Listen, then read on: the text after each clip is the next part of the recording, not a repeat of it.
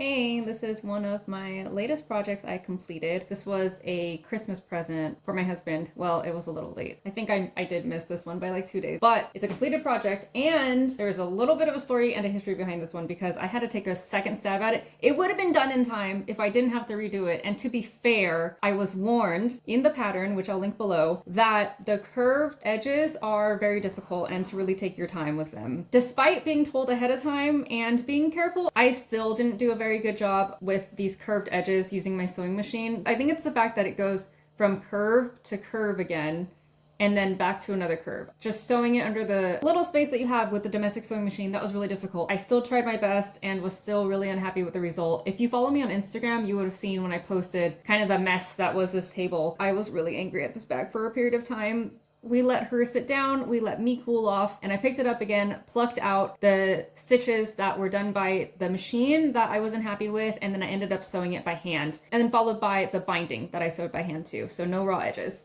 So this is the final result. I love this fabric combination, and honestly, if it wasn't for this fabric combination and the zipper too, having this orange against these colors, I might have tossed the project, but I wanted to save it, one, for the gift, and also for the materials used. I didn't want to feel like I was wasting it. Here's the final product. It's not perfect. Not that anything is perfect. It's just that even with hand sewing it, there are definitely areas here where you could see the thread coming through. You can see the thread, how it comes through and it shows on the outside. I don't know how I did that, but maybe I can use that to my advantage later. I knew my husband would like this color though, or this fabric, because this is the exact fabric left over from when I made curtains in another room in the house, and he chose the linen for those curtains. Had this floral print as a purchase for myself, and then I also had a spare orange zipper. I thought it'd be a perfect toiletry bag, right? Or I don't know, what do you think? What would you put in something like this? I have a tendency to overestimate my own sewing abilities, or just in general abilities, which could be a good thing sometimes because you don't want to underestimate yourself. But at a time like this where you overestimate yourself and then you get disappointed by the end result, that could be a bad thing sometimes. Anyway, I'm open to all sewing tips. Either the fact that you can see the thread on the outside or